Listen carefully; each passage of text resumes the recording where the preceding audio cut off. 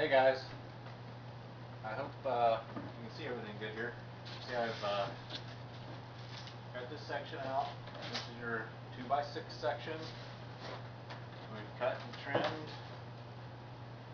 It's really easy. I'll show you real quick. If I were going to cut a foot or 2 foot section off, you just measure a foot in, mark. Measure a foot, 2 foot, however you want to cut, mark. Get you a straight edge, put between the two marks. Score it with a pen or pencil. Once you've got it scored, back in with your X-Acto blade, go straight down the line, and then all you have to do is move it, snap it off. Just push down on the table edge and snap it off. You see another thing, another board I've got under here. This is kind of a old style tournament board. Let me make sure I get this centered good. This is your classic, I believe Games Workshop makes this product. It's a felt, and what I did was I just got some PDF board. I don't know, it's like a 1/2 inch PDF board. I bought some nice mold trimming and tacked that on with some small tack nails with glue, with a heavy dose of glue. And then I glued this, I obviously glued the felt mat on first, and then I framed it in. So this is like your classic Games Workshop, old school Flames of War tournament board. It's exactly 6x4. That's pretty much most of the tournament board sizes you're going to go. The nice thing about this board too is when you're not wargaming on this board, you can use it for Dungeons and Dragons. You can use it for any kind of other type of game, dice game. It makes it great, just an all-around. It's got a great feel to it, and you can use it for other types of games. But anyways, what we're going to do now is we need to join the two, and as you see from the other videos, I don't want the seam. I'm trying to get away from fighting seams and Grand Canyons through my board when I'm trying to play. So what I'll end up doing is I will end up tacking this with pencils, sharpen at both ends is I think the route that I'm going to go, and I'll stagger them about every foot or so. That'll keep this nice and flush, and what I'll do is I will insert the pencils sharpened on both sides. On either side of this, I'll just push it together once I get the joint glued, and then we'll join it together. I'll probably go out in my other workshop and I'll pick up some twine or something, and I'll just twine the edges, both sides, pulling the board together. And if there's a little bit of a ledge, that's not going to be an issue, because I'll end up covering some of that with sand, and we'll end up covering that, and you won't be able to see any of these marks or any ledges, and we'll end up making it all nice and flat. So you can see it's the exact same size as this board over here, with no seams.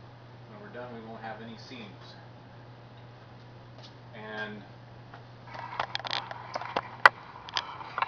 these are the scraps that I have left, and you can see that those are the pieces I'm going to turn into my D-Day invasion sections.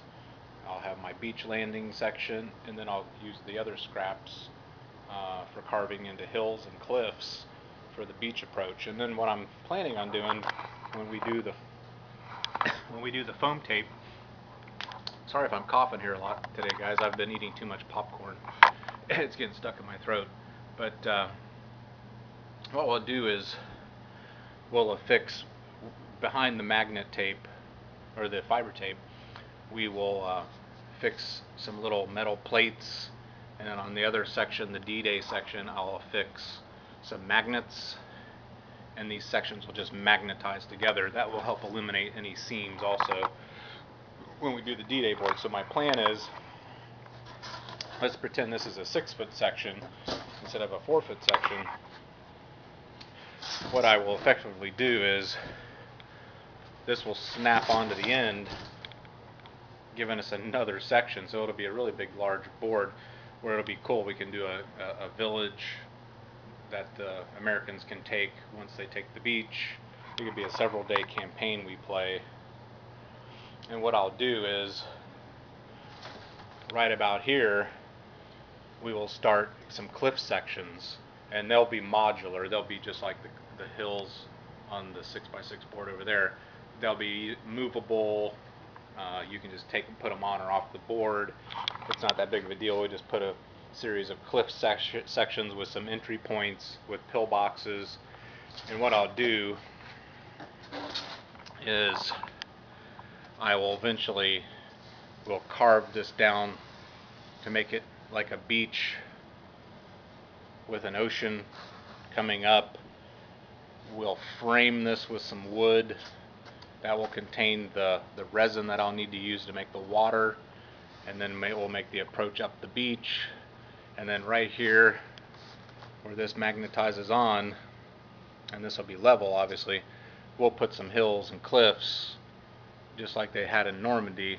If you wanted to do the Rangers storming the cliffs, or any kind of scenario you want to do like that, you could simply just put the cliffs on, take the cliffs off. You could just do a straight beach approach, anything you really want to do. And then once you get past here, you could get into the regular village areas. You could just do woodlands. You could do the swamp with the poles, just like they did in the real Normandy invasion. And that's what's the beauty of doing a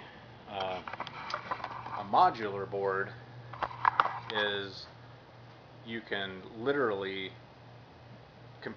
completely change the board every time you play. I don't know about you, but I would hate being locked in. Now I did do the other board like I showed you over here, which is a 40K mining camp. You can also use it for Infinity, several other type of skirmish games. It was just something I kind of wanted to play with, and some new techniques on building. And that's something that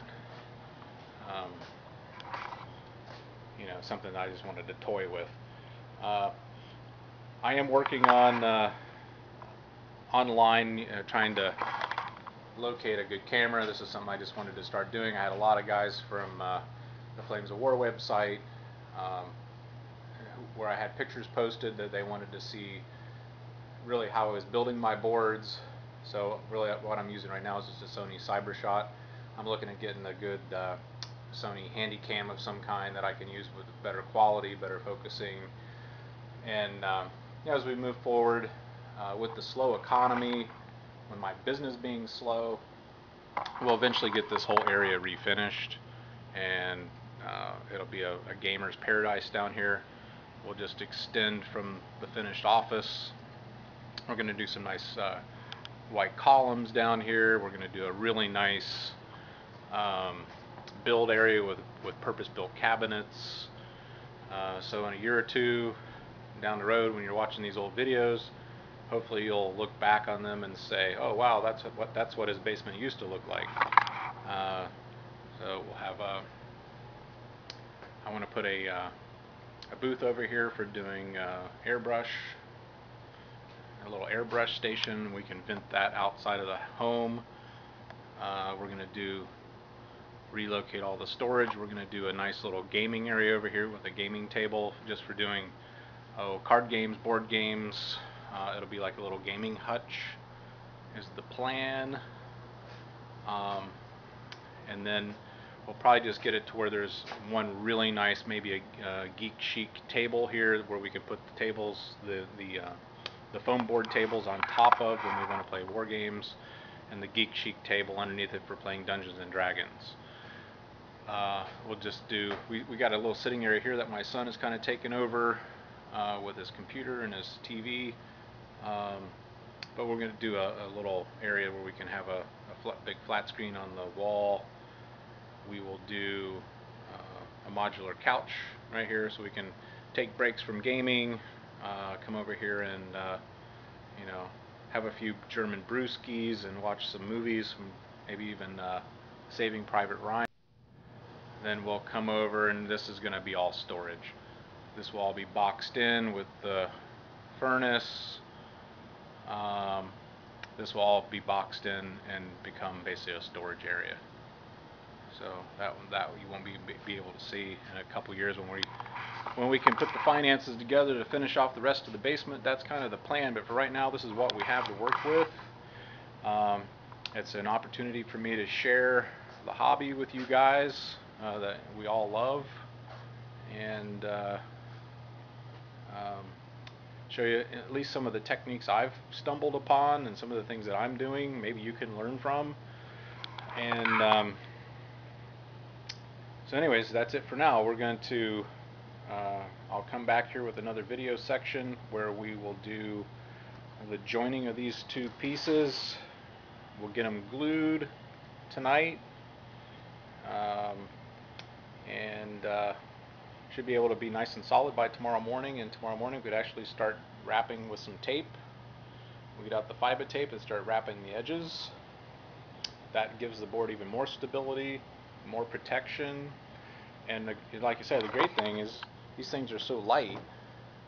Even when you get them finished with sand and everything, you can literally just pick them up, lean them up against the wall, put them back in a storage area, slide them into a storage area, pull out another board, put it on top of either a fold-up table you buy or a purpose-built table like Geek Chic makes, and you just lay them on top of the table and you're ready to rock. So it really makes it nice. It makes it versatile.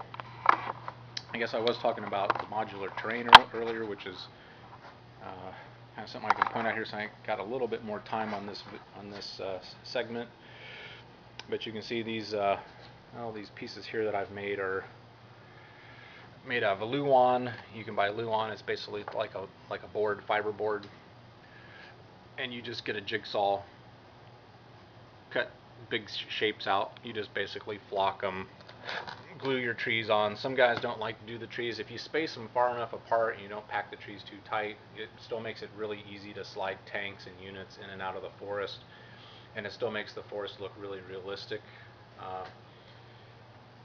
Hedgerows, same thing. We got Luan. You just cut them in odd shapes.